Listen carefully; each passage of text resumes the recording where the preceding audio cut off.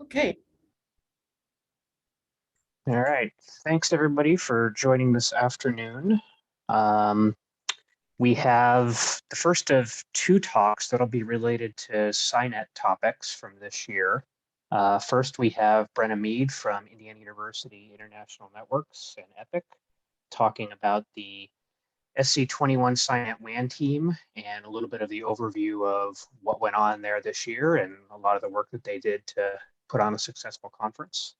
And then next week, we'll have another member of the team, Scott Kohler, talking a little bit about some advancements in technologies with undersea and long distance wide area technologies. But first, let's hand the stage over to Brenna, and she will give us a good overview. So take it away when you're ready, Brenna. Thanks, Jason. Can everyone hear me? Yep, you're coming through loud. Perfect. As Jason said, my name is Brenna Meade. I was the SC21 SCinet WAN team lead.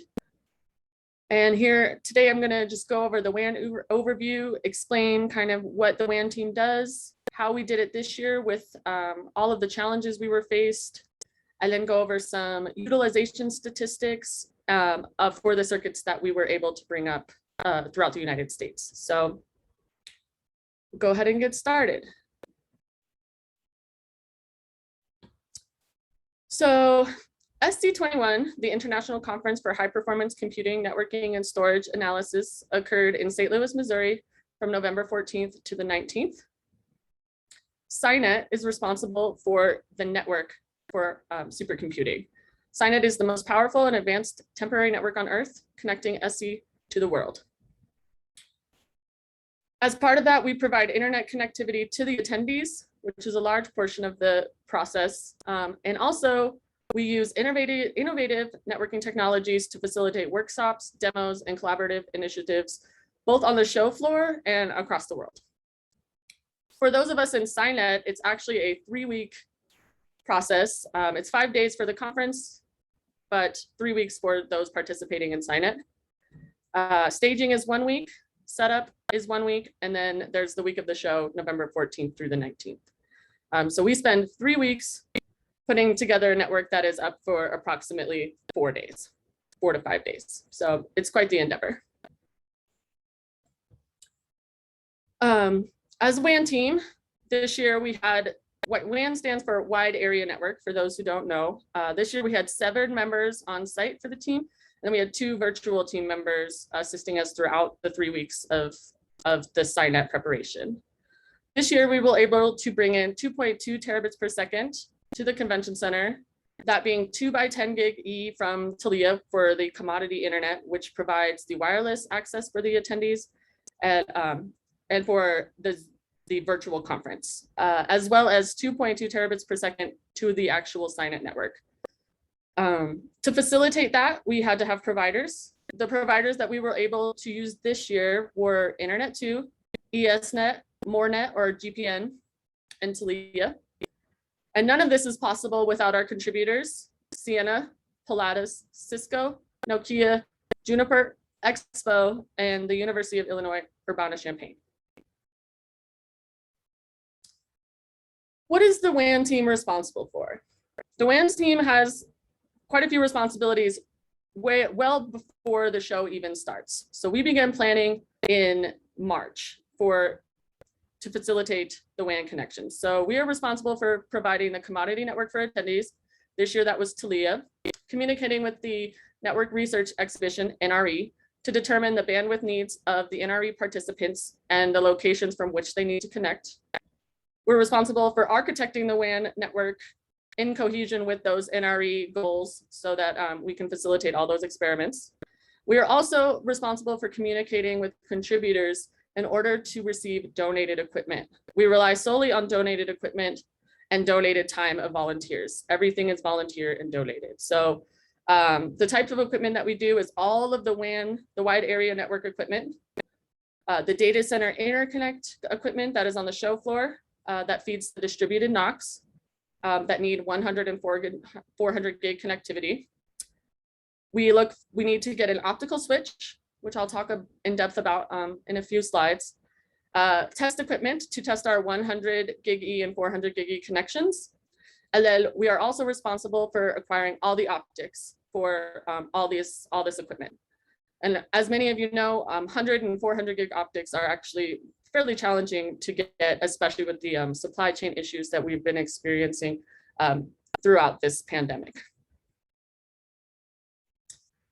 And you can't avoid, when you talk about SC21 and the WAN team, talking about the challenges that we experienced due to the pandemic. The first challenge we ran into was our traditional commercial internet providers did not participate.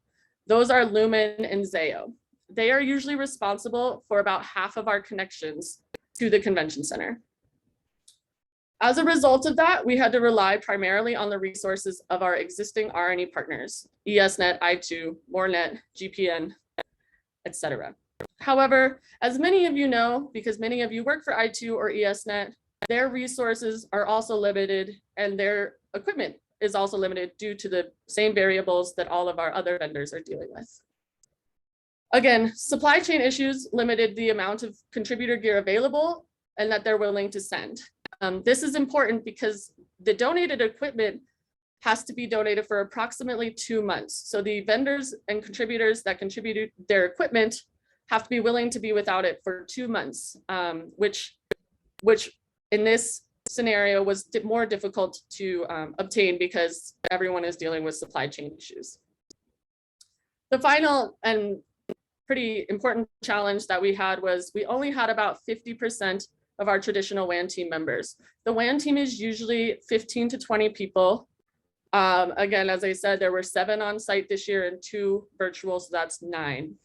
So it was very important as WAN team lead and as WAN team all around to consider how do we facilitate these innovative experiments and demonstrations with limited bandwidth and points of presence.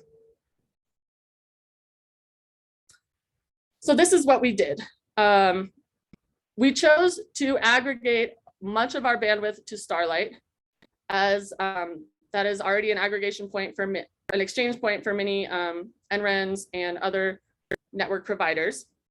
And the members of NRE, many of them have great contacts with Starlight and are already used to facilitating these type of connections through Starlight. So the location where we had the most bandwidth coming to the convention center was from Starlight at 1.2 terabits per second, 2 by 400 gig provided by I2, 3 by 100 gig also provided by I2, and then 1 by 100 provided by ESNet. We also had a location at McLean, Virginia, in order to facilitate some of those NRL experiments and demonstrations, Naval Research Lab, for those of you that don't know that acronym. So to facilitate that, we had 2 by 400 gig connections provided by ESNet that were sent to Starlight and then piped through to the convention center. We had 2 other locations, Los Angeles and Kansas City. In Los Angeles, we were able to have 4 by 100 gig internet 2. And then in Kansas City, we were able to acquire 4 by 100 gig E from internet 2, and then 100 gig E from ESNet. Now, when you look at this map, normally we have points of presence in Seattle, Dallas, Orlando, or Miami, and parts of New York. But we were unable to facilitate that this year as a result of our lessened providers. So to start, I'm going to focus on the WAN. So everything sort of outside of the convention center. So as you can see here on this diagram, this is the convention center, but we're going to focus on sort of outside of the convention center to start. So the first challenge that we experienced due to the lack of CenturyLink and Zayo was that SCinet purchased 24 strands of fiber from the convention center to the Walnut POP, in the local Walnut POP in St. Louis. However, because we're leveraging I2's line system to facilitate those connections from Starlight, LA, and Kansas City, we had to figure out a way to get from Walnut to Locust. I2 does not have a presence here in Walnut. So we had to go, how do we get from Walnut to Locust? So what we ended up doing was using existing I2 Lumen dark fiber to send traffic from Locust to Walnut. We put no equipment in Walnut. It's essentially just a glass through And then we sent that bandwidth through Walnut into the convention center. So that was our first challenge. Our second challenge, as you see, there's Wave Server AIs and there's Wave Server 5s throughout this architecture. Those are provided by SCinet and had to be shipped to those POPs in order to facilitate this diagram. So that happened between July and September, all of those installations. WAN is also responsible for communicating and facilitating all the cross connects needed to get from our equipment, the Wave Server AIs here and the Wave Server 5 here, to the research equipment, such as this iCare switch or this Caltech switch. We also relied on routed connections from I2 and ESNet, and we had to provide those cross connects as well. To facilitate this, we had meetings. We had to have bi-weekly meetings with partners from each of these POPs in order to make sure that we were progressing with our cross connects orders and that all of these connections would be done in time. One very important cross connect, as you see, is this cross connect. So it doesn't really matter if we get everything to St. Louis if this cross connect never happens. That was another challenge as we got closer to the show. That cross connect was not done, and we had to, as the WAN team, really push our partners, Neutrality in St. Louis and Lumen, to get those connections facilitated so that all of our bandwidth didn't just get stuck in the locust POP in St. Louis. In St. Louis, we had a RLS R4 from Sienna that connected to the RLS R2 at the convention center. From there, the waves were sent to either the Wave Server AI or the Wave Server 5 and broken out from there into various 100 gig connections and 400 gig connections. Something important you'll see in this diagram that I will touch on again later is the Pilatus optical switch. From a WAN perspective, that has changed immensely what we are able to do both remotely and on-prem in order to test our circuits. This is now the actual architecture diagram that we created through SCinet. So I'm going to touch on the WAN section, obviously. So here you can see we have our commodity provider and our other providers, GPN, MoreNet, and Internet 2. We also have represented here Neutrality, who helped us do all local cross connects into the convention center and at the Walnut POP. So as you can see, we use all of the WAN bandwidth is coming over the Sienna gear, over this RLS R2 and R4, and then broken out into these two Siennas. Represented here as well are our test equipment. A very large portion of what WAN does is test all of those connections. Every single 100 and 400 gig connection must be tested all the way out to the endpoints and run clean for more than an hour, if not overnight.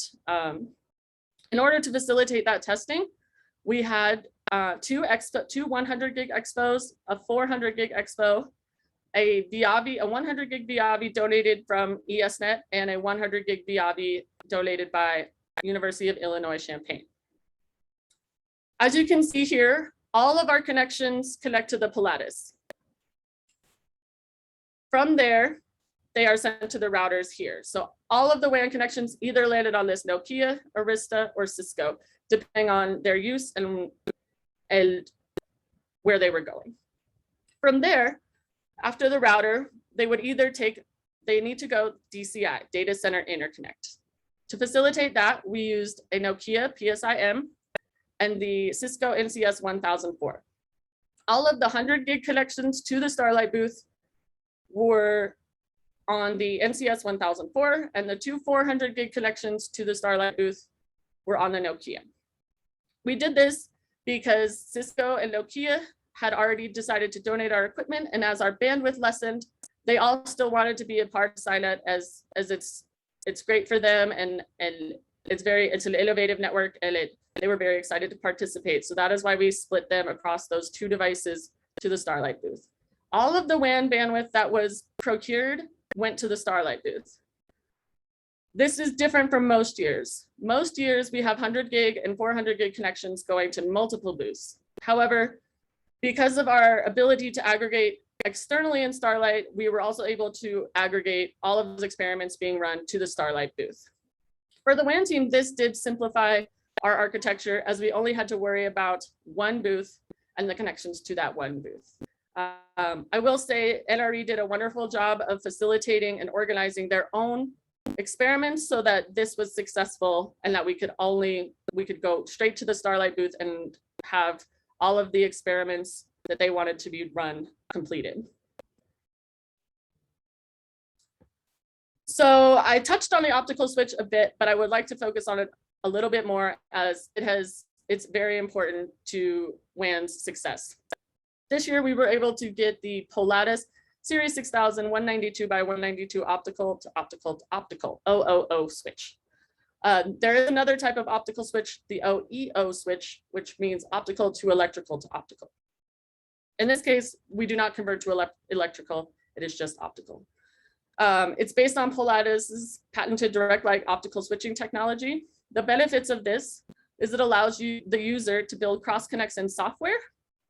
Therefore, all we had to do was connect everything to the Polaris, and from there we never had to touch the cross connects again unless they were dirty, or they failed some sort of testing. It also helped us improve our testing process. It reduces the test time because once everything is connected, you don't have to physically go up and move the connections from the connection that you want to test to the tester. You can do that all in software, so you never have to touch the fibers that you already cleaned, scoped, and plugged into the Polaris. As I sort of touched on, therefore, it minimizes the need for human intervention. Once everything is connected, we do everything in software. Another benefit of this, especially the OOO implementation, is that it has extremely low latency. Additionally, the transparent nature of these optical switches makes them protocol, format, and data rate agnostics. That means we were able to run 1 gig, 10 gig, 100 gig, 400 gig connections through the switch with no issues. Additionally, they have built-in optical power meters to monitor signal strength and loss of service. This helped us in terms of just looking at light and having the ability to know whether we were getting light from the other end, and whether we had to swap the fibers or change out a fiber jumper. This allowed us to see that in the GUI, and that meant we didn't have to use any optical testing equipment to look at, or any power meters to actually take a look at that once it was connected to the Polaris. Some limitations that need to be considered. We needed as WAN team to be mindful of loss of light. This became more important when we started to try to connect through the tap, as we lose light, as the taps were 50-50. So we were concerned about light through the taps as a result of that, because we lost light, we lose a little bit, 1 to 1.5 dB at the Polaris, and then it's a 50-50 tap. So we had genuine concerns about light through the taps. We were able to get most of the taps working. I believe that next year we will be moving to 70-30 taps or 80-20 taps so that we can limit this problem in the future. So these are all of the WAN circuits. You'll notice there was no WC15 that was pulled at the last minute. So there's 20 circuits here, 2 circuits from Talia, 1 circuit from MoreNet, the routed circuit from ESNet at Starlight, all of the other 300 gigs from Starlight, the routed 400 gig from Starlight I2, the NRL 400 gig, no layer 2, layer 3, meaning that it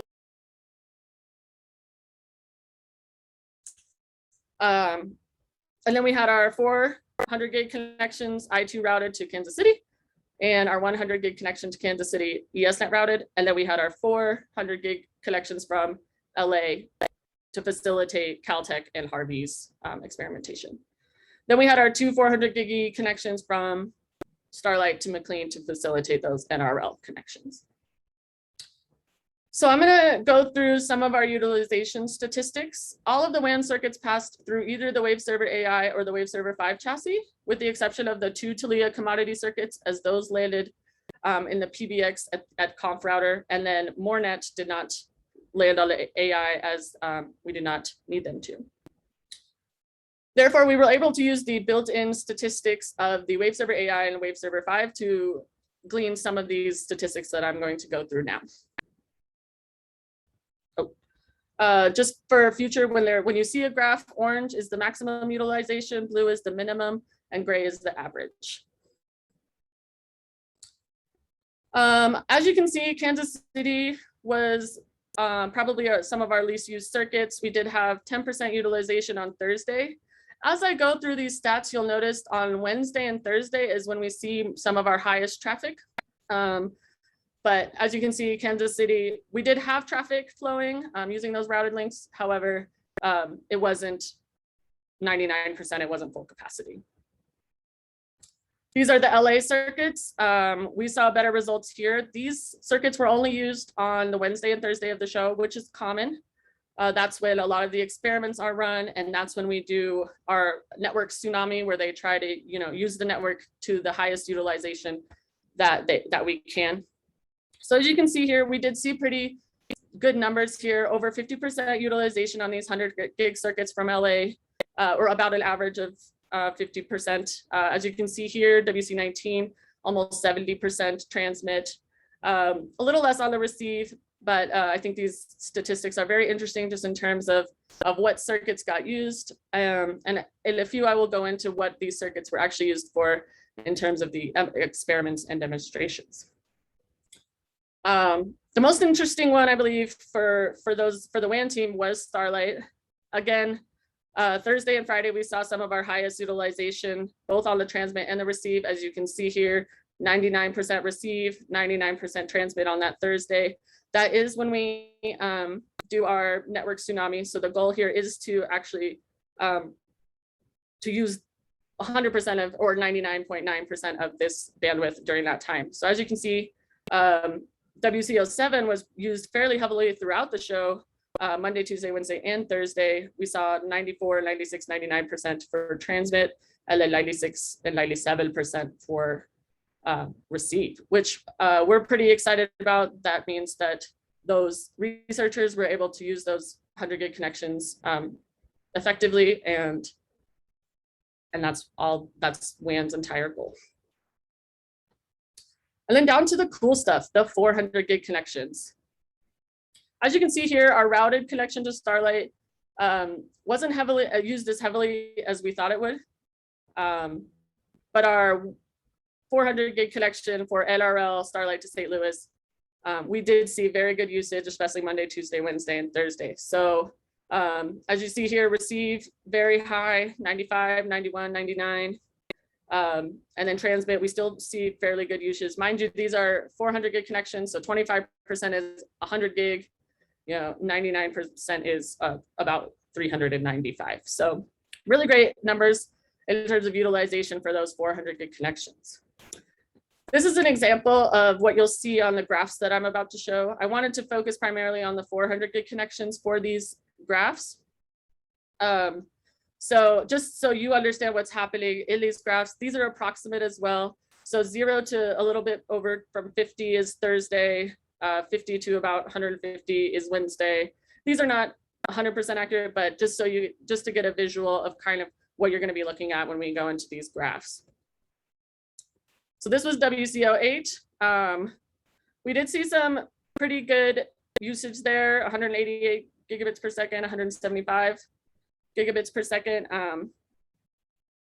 Throughout that, those were the peaks. As you can see, they were pretty consistently used throughout the conference. As you know, Monday through Thursday, we had fairly good usage, at least fairly consistent usage of this link.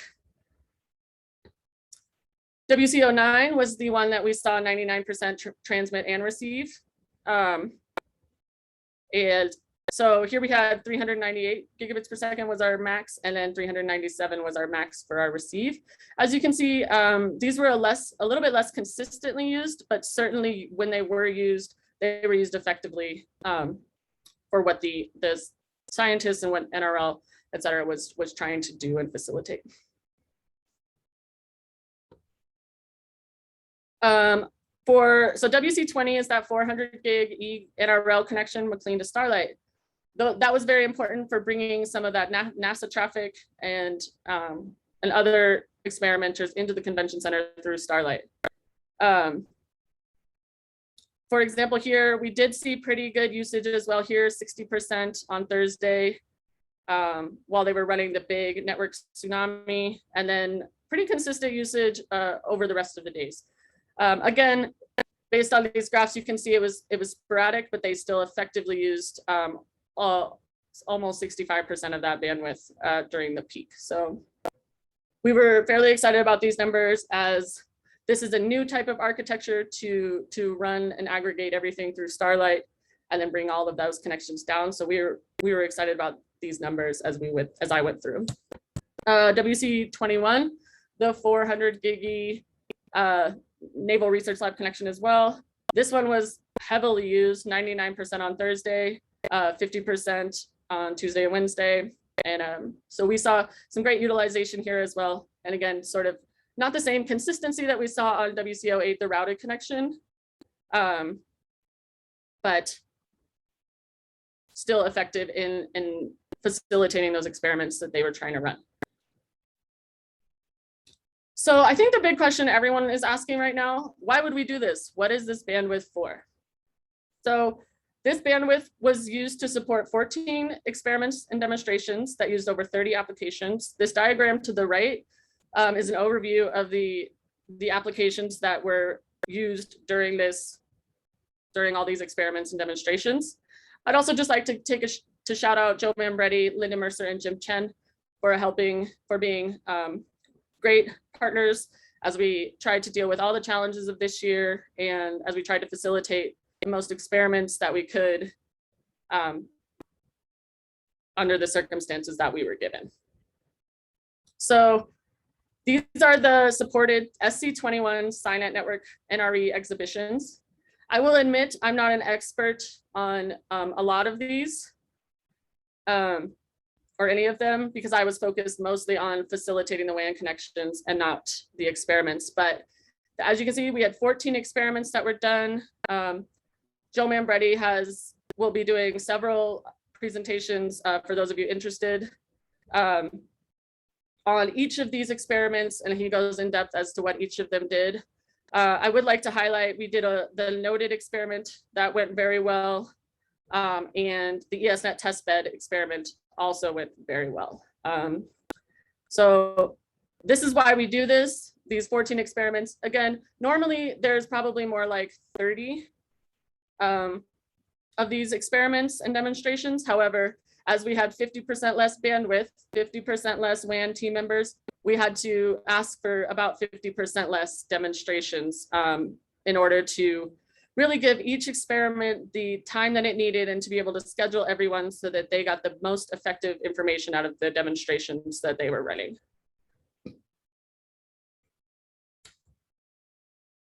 All right. So that is an overview of the WAN from SCinet. I do want to shamelessly plug, we are hiring here at Indiana University. I'm the most recent hire, and I will say that it's a great team.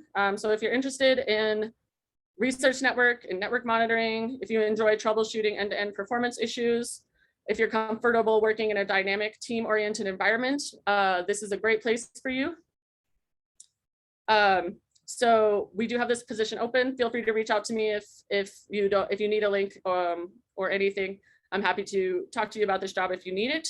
Also, for anyone who's interested in participating in SCinet, there are more teams than WAN.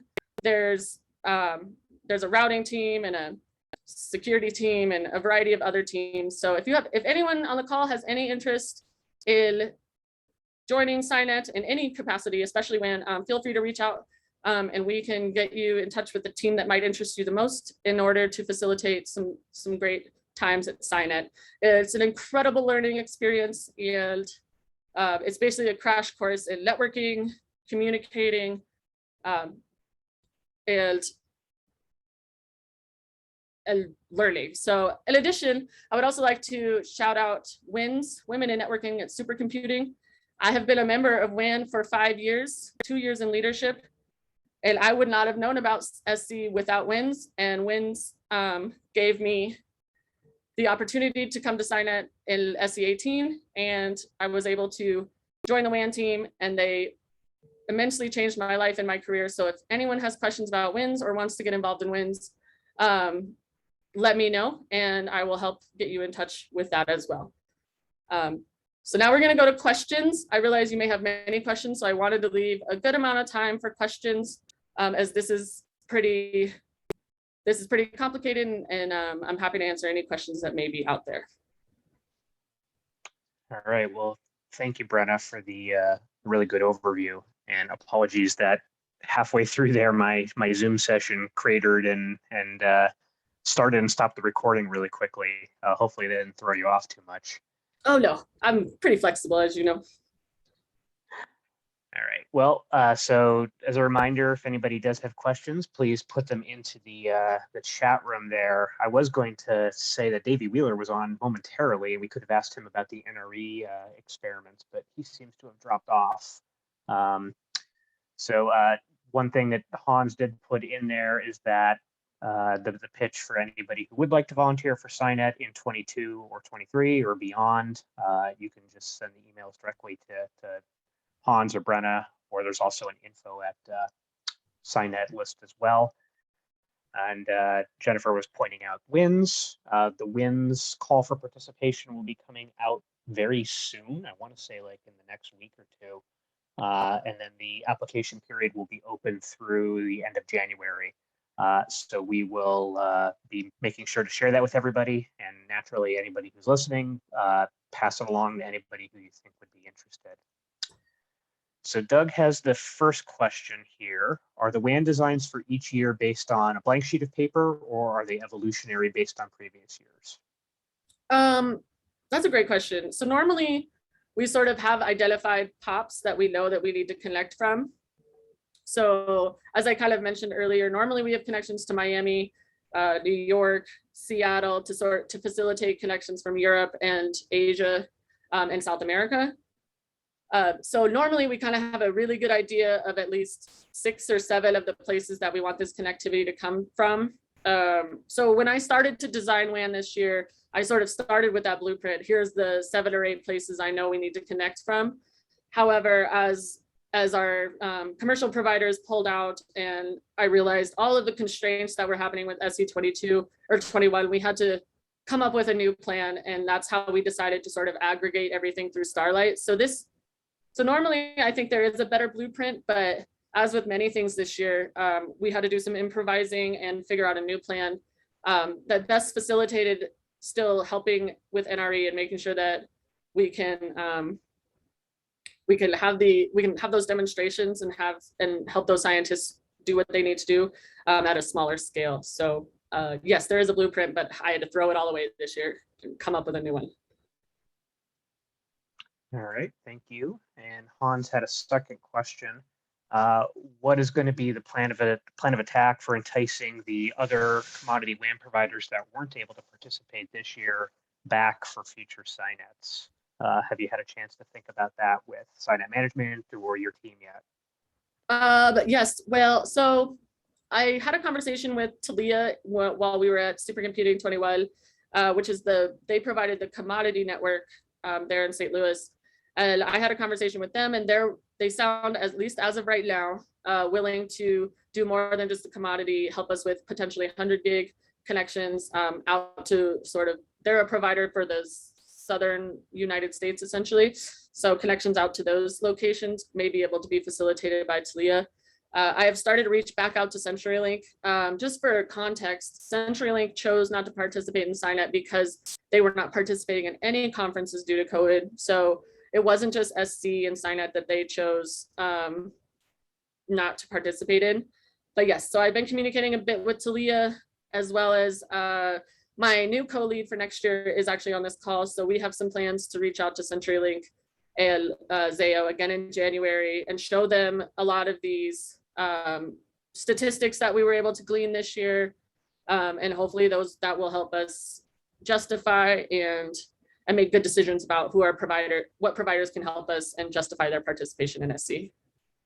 My co-chair is Chris Score. He's on the call from Illinois University, Champaign.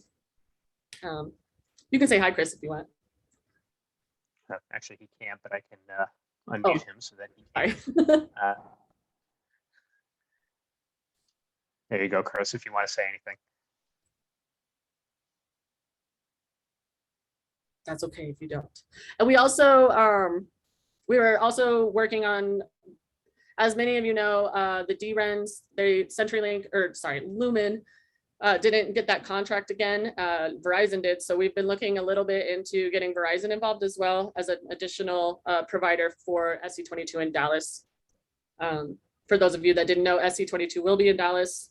So we will be relying on the local provider there, Learn, and then I2 and ESNet again, and then hopefully CenturyLink, Tulia, potentially Verizon, and Zayo, if possible. Okay. No more questions right now in the chat. So if anybody does have any, please enter. I have a couple more. So I guess just more of a looking backwards at what WAN has done in the past and then looking forwards as well, that there's always certain technology triggers that sort of push you guys into a certain direction. You know, we look at the change from 10 gigs to 100 gigs and now the sort of the dawn of 400 gigs. Using the optical switch that you started using a couple of years ago, and now that's an integral part of your architecture, the use of the testers and all those other things. What do you think is going to start to come about in the future for 22 and 23 and beyond? Is it just going to be more and larger connections? Is there any specific technology you think that's going to be particularly interesting to start to explore? You know, whatever you think is on the horizon. So we actually were talking about that yesterday. Funny that you asked. One of the things that we're looking forward in the future is potentially leveraging more Fabric resources. I know that a lot of the Fabric implementation will be done this coming, like at the end of this year or then early into 22. So there's been a lot of discussion about how can we leverage Fabric along with these WAN connections that we're trying to facilitate. And then, you know, the big buzzword I'm hearing, I heard a lot at SC, is 800 gig. How far can we do it? Is it feasible? So 800 gig seems to be the future as far as I'm hearing. So those are kind of the two things that we've already started to look into and focus on. So I think those are, at least right now, I'm hoping to start Play 22 in January, take a nice holiday break from the SC Play League. But in January, I think we'll start to figure out sort of where we want to go with that, Chris and I. But yeah, the buzzwords right now are Fabric and 800 gig are the kind of where we're leading right now. And I know that the researchers would like less 100 gig connections and more 400 gig connections. That might be a pipe dream, as they say, but we're going to do our best to try to facilitate a larger number of 400 gig connections versus the 100 gig connections, because a lot of what they're trying to do is see over distance, you know, speed over distance. So if they would like to use the 400 gig pipes to see, you know, how much data they can transfer over long distances. So that's kind of the third that I'm thinking about. Okay. And then my last question is, we've had a good participation from certain members of the contributor community consistently over the last 10, 20 years going back, right? We always see things from Nokia and Cisco and Ciena and Infinera. Are there any new contributors that you're targeting that may have an interesting technology, or have you talked with any that may have been away for a while and want to come back? I know that Juniper has expressed an interest in being more involved. I also had some conversations with Arista, and they have an interesting sort of like optical client. It's kind of a different box that is a combination of like opticals and client switching. And so we've been talking to Arista a little bit about where they might fit in the architecture next year. I have not dealt with Arista on the WAN in my terms, or in my term as leader. So I had some conversations with them at SC about where they may fit, as they're a pretty large contributor to the routing team. And I think they're interested in getting involved in the WAN.